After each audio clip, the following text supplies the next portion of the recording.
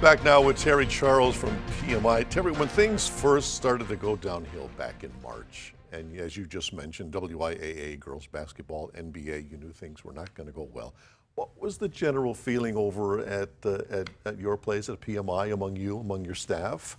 Nobody thought it would ever be this bad. This bad, this long? Yep, we knew when WIAA was shut down, we thought, okay, let's work home for the next couple of weeks. Things are going to, probably shut down for a bit. We'll take a break, and then, maybe, in 2 or 3 weeks we'd be back, and that we'd be back in some form. We didn't think it was going to go away, but never in our wildest dreams did we think that our industry was essentially shut down. Absolutely. Yeah. We have lost 95% of our revenue since basically the WIA was shut down. 95%. So that's devastating. It is. How has your staff been holding up, just emotionally? Yeah. Well, a large portion of our staff has been laid off. Yeah. So half of the full-time, and then there was the hundreds of part-time people who we employ who are either retired and supplement their income, or they're working families who like to do something extra to make some extra money. So we're doing okay. It's been a long haul. Like I say, this has been a breath of fresh air to finally have some events, get into our buildings, to get kind of back into the swing of things. So everybody's doing okay, but it's been wearing. It's been a long time. Yeah. Are you okay? You've had to do layoffs, and maybe you had to just let people go. Are there difficulties now with bringing people back, enough people back to staff your shows? Because, have these people who were furloughed or laid off, have they gone and found other employment? Some have. Yeah. Some have. Yeah, and that's an interesting thing, because right now we're probably operating, these past few weeks with the Disney and Ice and the boat show and then the wedding show and Gamblers Hockey. We're probably ideally operating with less people than we normally would. So some people are like, whoa, we went from nothing, 0 to 100 miles per hour.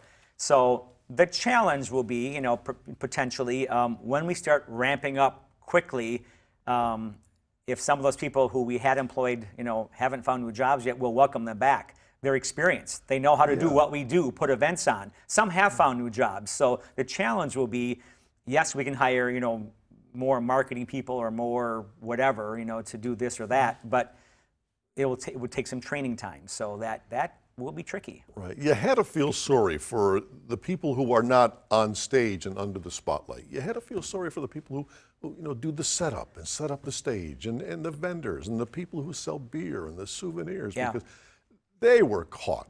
They had no choice. Yeah, it's a big trickle-down effect. I mean, obviously, the big-time stars, the big country music and rock stars or performers have been affected as well, but they're not affected like those who are beneath them.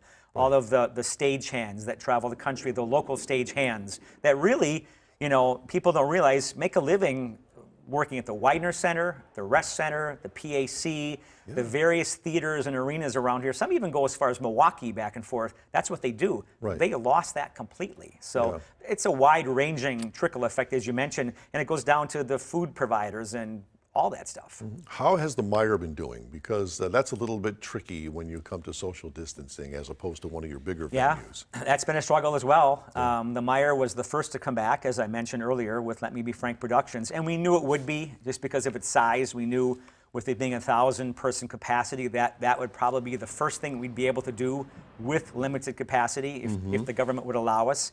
So that's been doing okay, We had one concert there that did okay in the meantime, and Let Me Be Frank, as I mentioned, is doing okay. So we're, holding on. There have been some government grants, the Payroll Protection Program our company took advantage of. The Meijer received a state grant, and PMI has as well. And then now the next thing coming up is this latest round of stimulus. There's actually a special grant for venues that have gone dark. So that could be a game changer. We don't have that yet, but all along, and I hate to use the word lifelines because it hasn't been enough, but at least it has prevented many of the companies like ours from shutting down. Absolutely. Yeah. Absolutely. Yeah. How about groups like Frank's Productions? Are they rolling with the punches?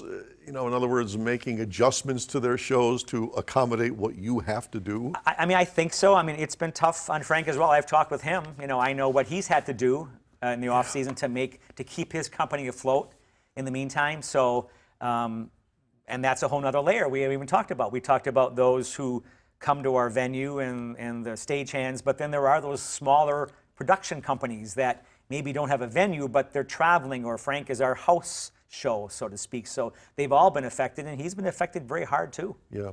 Our guest is Terry Charles with PMI, and we continue with more right after this. So please stay with us.